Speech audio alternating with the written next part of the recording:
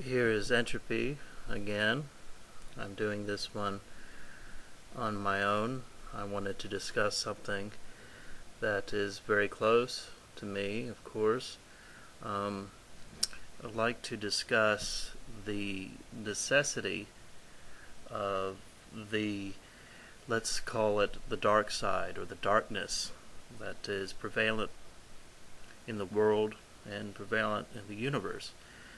Um, First, let me state that although this will appear on Lucifera's page as well, she doesn't necessarily agree with everything I say here.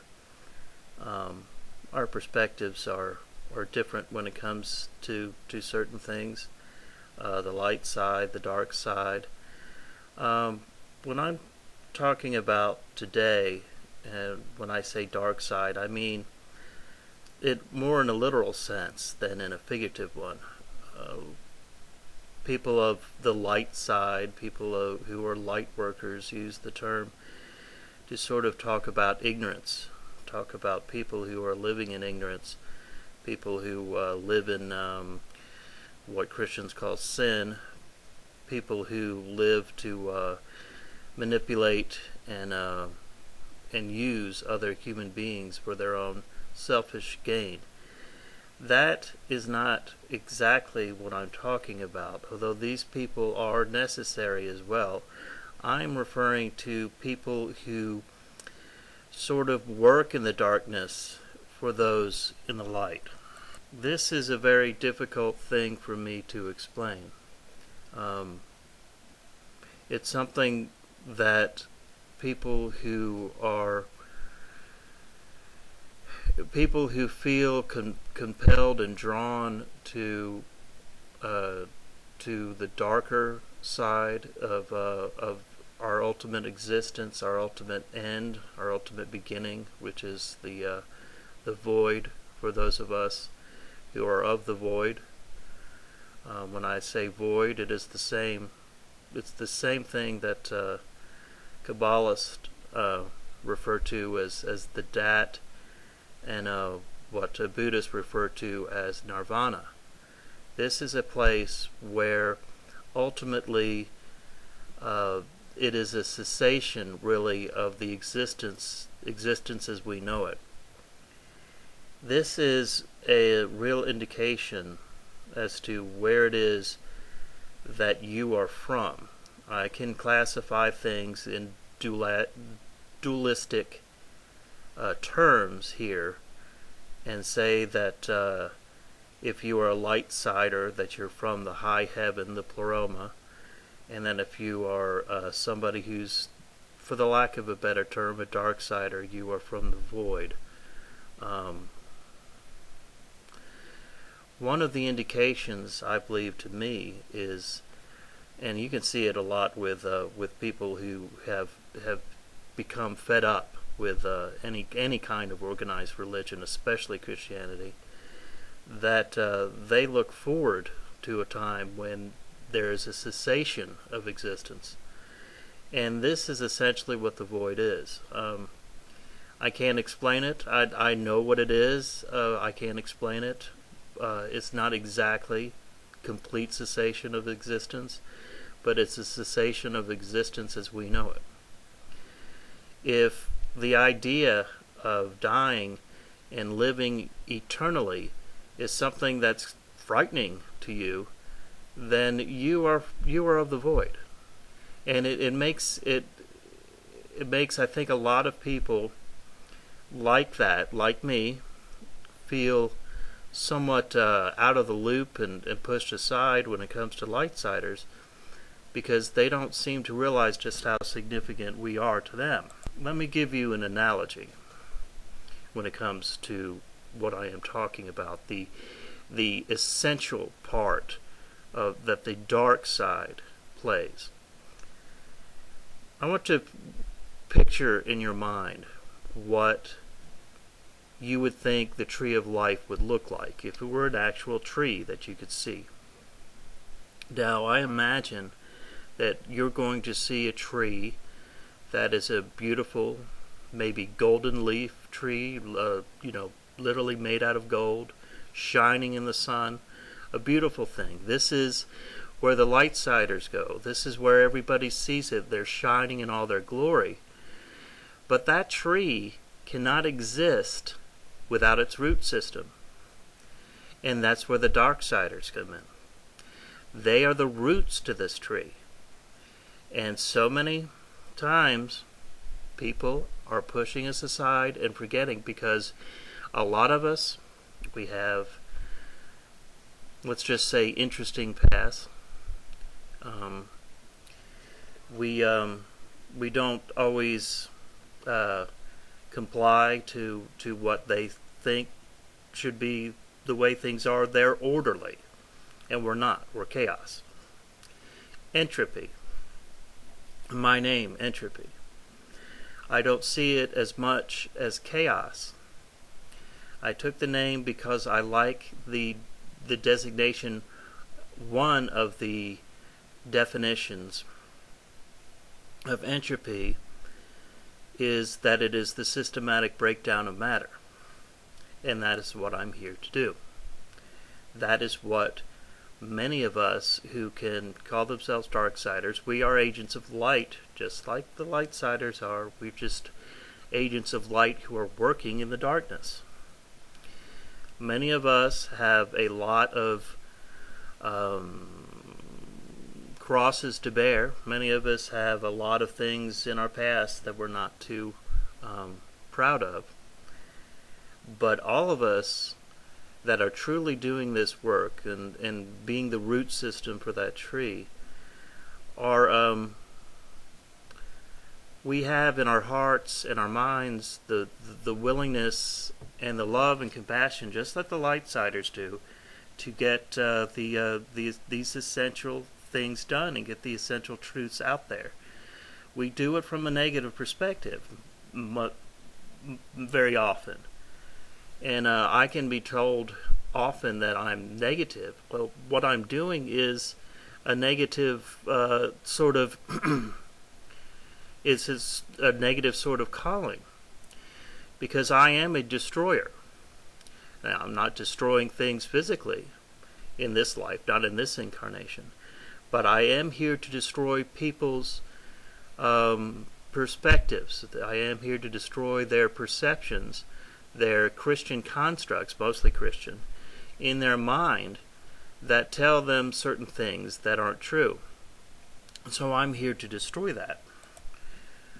To those of you who think of yourself as Lightsiders, call yourself workers of light, you need to take into account that if you are afraid of the darkness, that you are not going to see the highest heaven, Pleroma, not after this present life. You have to learn to, get some guts and actually be able to walk in darkness to find the light. The only way you can find the light is to walk in darkness. That is essentially what Lucifera and I are doing. I am the tunnel, the darkness, the darkness as in the Kabbalah Dat, where you have to go through the void in order to reach the highest crown, the highest of the tree of life. As far as a destroyer is concerned, people have a very negative connotation when it comes to that. But Lightsiders, you have to realize that if you believe that you're going to walk in a new world, in a new age, and you're going to have all of these things that you picture is going to have, utopian society on this world, you have to realize the only way that's going to happen is for the old society to be destroyed. You have to have it destroyed. And in order for it to be destroyed, you have to have people who are working on your side, who are willing to do things that you Lightsiders are not willing to do. As long as we are human, we have to accept that we have both aspects of light and dark within us. And honestly,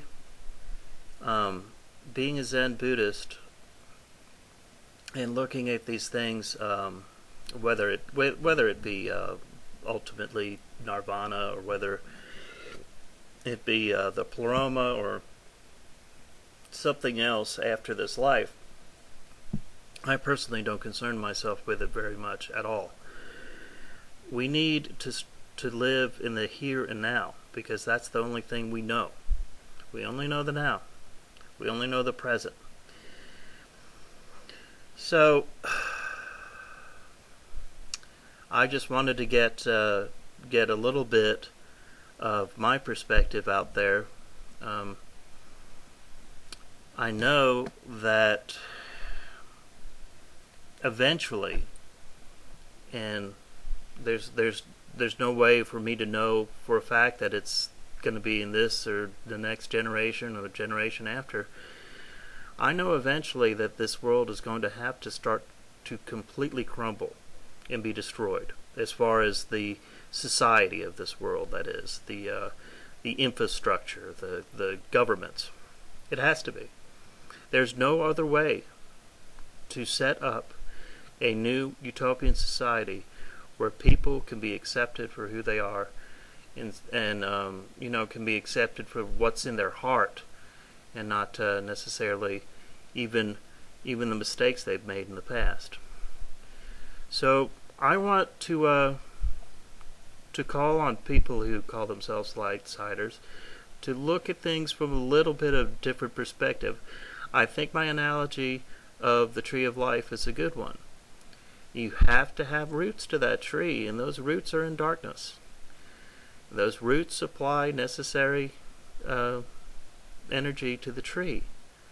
So consider, a magnet has a positive and a negative part to it. If it doesn't work otherwise, it wouldn't be a magnet. So when you're concerning yourselves with things of the pleroma and star seeds and these other things that you discuss, keep in mind, the only way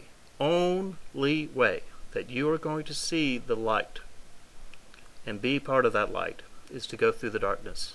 There is no other way. I'm not telling you what I believe. I'm telling you what I know. And whether that comes in this life or in another one, that's what you're going to have to do eventually. The Buddha did not obtain enlightenment until after he went through what he went through. He almost died, killing himself, starvation. Just consider. There is a quote. I'll find it, put it up. There's a quote from a very famous founding father. This is a quote I've lived by for a long time. I read this first probably in high school. And it goes like this. What we obtain too cheap, we esteem too lightly. It is dearness only that brings anything its value. You are not going to be given the star. You're not going to be given the sun. You're not going to be given the light bearers, without first going through struggle, first going through darkness in order to obtain that. And if you are afraid of the dark, and I'm speaking literally, if you are afraid of the dark, then you are not going to see the light. Not in this lifetime.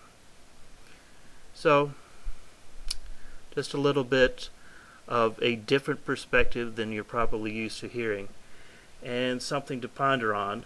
Of course, I don't necessarily believe that all of you are going to agree with me, but I can imagine that this is certainly going to spark some interesting discussions. I certainly hope so, and I am available to talk to talk to you about this. I look at Lucifera and I, and any couple, I believe, that is really doing work like this. It really needs to be a couple in my mind, male and female, as the yin and yang. I would be the yin, I guess. I guess the yin is the dark with a white spot, and she would be the yang, the white with the darkness.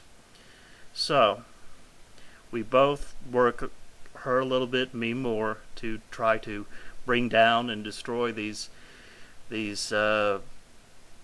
foolish concepts that we are all born and raised into when it comes to religion. I'll just say that, primarily Christianity.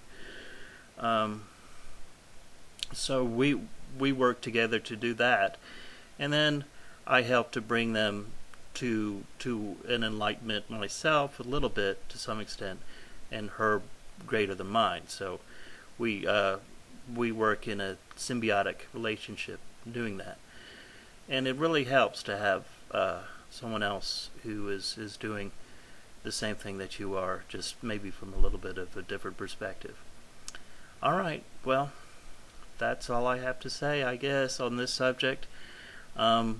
As I said, I am open for discussion on this. I think I could find many of you having very interesting perspectives of this, and I am more than willing to discuss it.